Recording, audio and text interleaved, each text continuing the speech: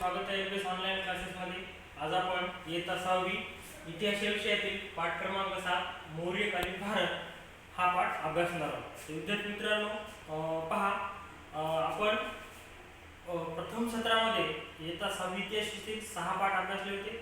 आता उर्वरित जे पाठ आहेत ते आपण द्वितीय सत्राच्या दृष्टीने अभ्यासणार आहोत। विद्यार्थी मित्रांनो, पहा, पाठ क्रमांक 7 मौर्यकालीन भारत, ग्रीक सम्राट सिकंदराची स्वारी आणि मौर्य साम्राज्य हे दोन महत्त्वाचे मुद्दे आपल्याला या पाठामध्ये अभ्यासायचे आहेत।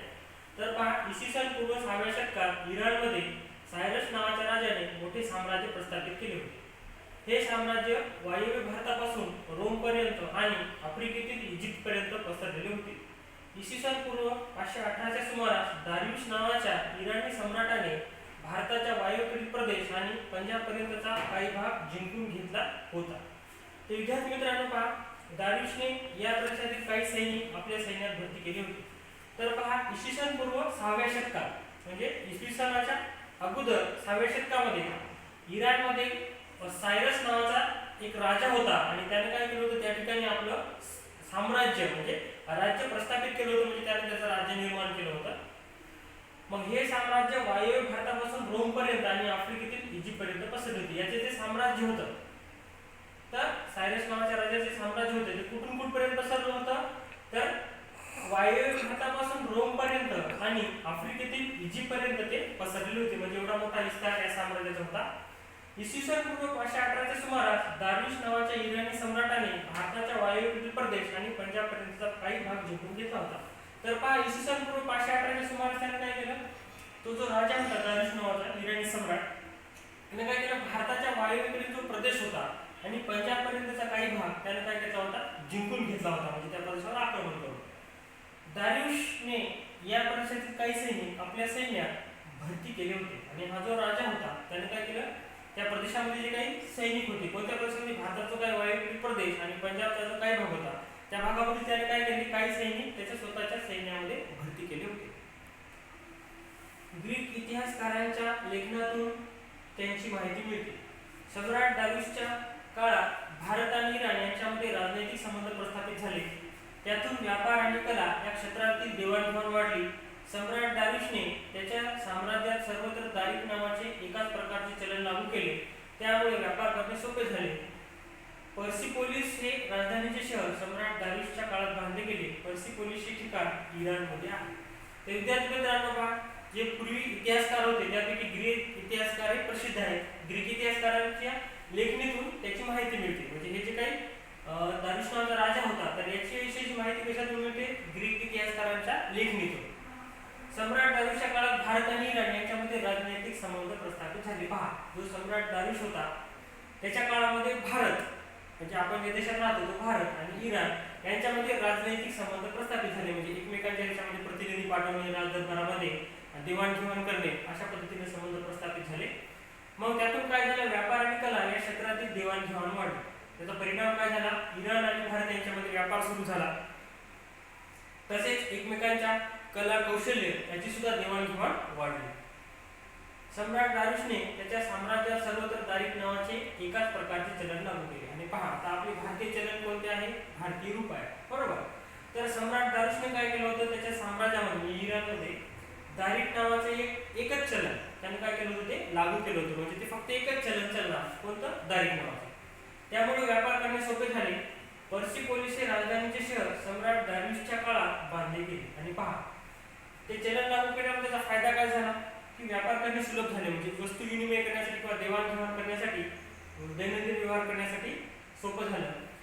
पर्सिपोलिस हे राजधानीचे शहर सम्राट दारियुशच्या काळात बांधले गेले। आणि जे इराणमध्ये जे शहर आहे पर्सिपोलिस, हे जे दारियुशचे जे राजधानीचे शहर होतं ते कोणाच्या काळात बांधले गेलं, तर राजा दारियुशच्या काळात बांधले गेलं।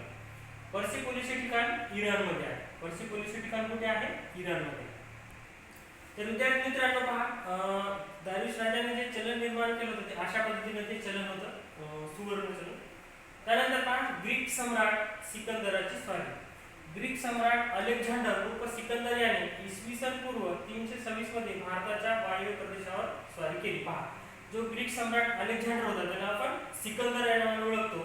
त्याने काय केलं, इसवी सन पूर्व 326 मध्ये, तेव्हा इसवी सन पूर्व 326 मध्ये भारताचा जो काय वायव्य प्रदेश आहे त्या प्रदेशावर त्याने स्वारी केली.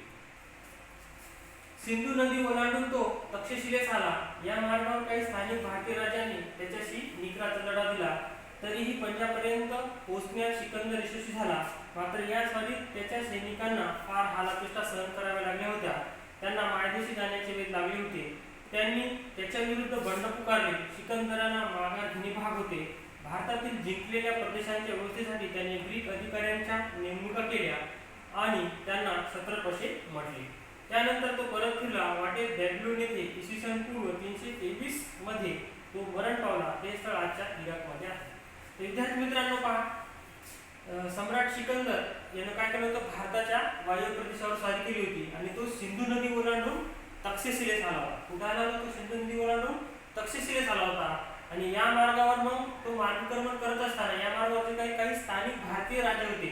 त्यांनी काय केलं होतं, त्याच्या विरुद्ध निकराचा लढा दिला होता. म्हणजे त्याला विरोध दर्शवला होता, त्याच्या विरुद्ध युद्ध केलं होतं. तरीही पंजाबपर्यंत पोहोचण्यास सिकंदर यशस्वी झाला. मग त्या स्थानिक भारतीय राजांचा विरोध मोडून सिकंदर पंजाबपर्यंत पोहोचला. म्हणजे तो तिथपर्यंत यशस्वीरित्या पोहोचला. मात्र या स्वारीत त्याच्या सैनिकांना फार हालापेष्टा सहन कराव्या लागल्या होत्या. तर विद्यार्थी मित्रांनो पहा, मग सततचे युद्ध, सततचा प्रवास यामुळे काय झालं होतं, ते सैनिक थकले होते. त्यांना खूप हालापेष्टा सहन कराव्या लागल्या होत्या आणि त्यांना मायदेशी परत येण्याचे वेध लागले होते. म्हणजे त्यांना असं वाटत होतं की आता आपण कधी कधी परत जावं आपल्या घरी. मग त्यांनी काय केलं, त्याच्या विरुद्ध बंड पुकारलं. त्याचे जे सैनिक होते सिकंदराच्या सैनिकांनी काय केलं, त्याच्या विरुद्ध बंड पुकारलं. म्हणजे त्याला विरोध दर्शवला. सिकंदराला माघार घेणे भाग होते. आता सैनिकांना बंड पुकारल्यामुळे सिकंदराला पर्याय नव्हता. त्याने काय केलं, माघार घेतली. भारतातील जिंकलेल्या प्रदेशांच्या विषयासाठी त्यांनी ग्रीक अधिकाऱ्यांच्या नेमणुका केल्या आणि त्यांना 17 वर्षे म्हटले. आता पहा, भारतात जो काही पंजाबपर्यंतचा जो काही प्रदेश सिकंदराने जिंकला होता, त्याने काय केलं, त्या प्रदेशाच्या व्यवस्थेसाठी जे काही ग्रीक अधिकारी होते त्यांच्या काय केले, त्याने नेमणुका केल्या तो प्रदेश सांभाळण्यासाठी. आणि त्यांना काय म्हटले जाते, 17 वर्षे म्हटले जाते. त्यानंतर तो परत फिरला. तिथून सम्राट सिकंदर परत फिरला आणि वाटेत बॅबिलोन येथे इसवी सन पूर्व 323 मध्ये तो मरण पावला. हे स्थळ आजच्या इराकमध्ये पहा. आणि तो मायदेशी परत जात असताना इसवी सन पूर्व 330 मध्ये तो मरण पावला. आणि हे जे काही स्थळ आहे बॅबिलोन, ते कुठे आहे, आजच्या इराकमध्ये आहे. सिकंदराच्या आगमनामुळे भारत आणि पश्चिमेकडील जग यांच्यातील व्यापार वाढला. सिकंदराच्या बरोबर जे इतिहासकार होते त्यांनी त्यांच्या लेखनातून पश्चिमेकडील जगाला भारताचा परिचय करून दिला.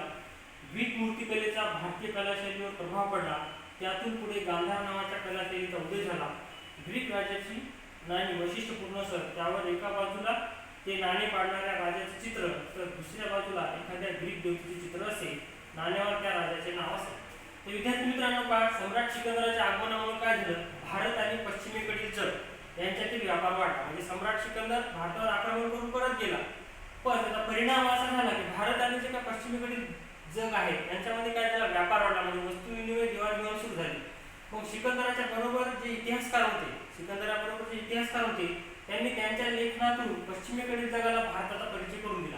म्हणजे पूर्वी जेव्हा राजा वगैरे आक्रमण करत होते त्याच्यासोबत ते लेखक, कवी वगैरे आणि इतिहासकार सुद्धा राहत होते.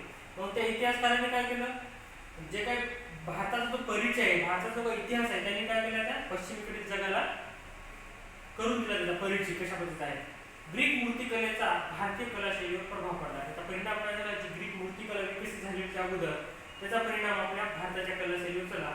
त्यातून पुढे गांधार नावाच्या कलाशैलीचा उदय झाला आणि नंतर मग त्या ग्रीक मूर्तिकलेच्या कलाशैलीचा प्रभाव आपल्या भारतीयावर पडला.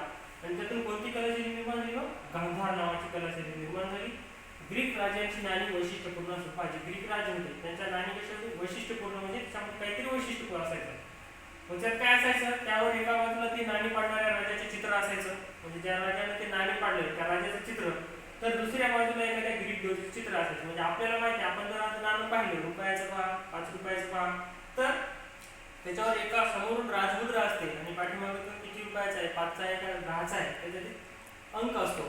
तर पूर्वीच्या काळी काय असायचं, ग्रीक राजे काय करायचे, एका बाजूला जो राजा नाणे पाडणार त्याचं चित्र असायचं आणि दुसऱ्या बाजूला एखाद्या ग्रीक देवतेचं चित्र असेल आणि नाण्यावर त्या राजाचं नाव असेल. म्हणजे ज्या नाण्याने ज्या राजाने ते नाणं पाडलेलं आहे त्या राजाचं नाव असेल.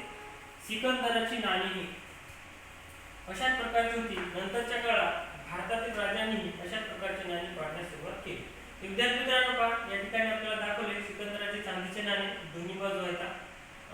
तर एका एका बाजूला त्या राजाचं चित्र आहे, स्वतःचं चित्र आहे, आणि दुसऱ्या बाजूला ग्रीक देवतेचे चित्र आहे. आणि मग काय झालं, नंतरच्या काळात भारतातील राजांनी काय केले, अशा प्रकारची नाणी पाडण्यास सुरुवात केली. विद्यार्थी मित्रांनो, अशा पद्धतीने आपण थोडक्यामध्ये जो काही सम्राट सिकंदर याची माहिती मिळवली. उर्वरित जो काही भाग आहे मौर्य साम्राज्य आपण नेक्स्ट व्हिडिओमध्ये अभ्यास करणार.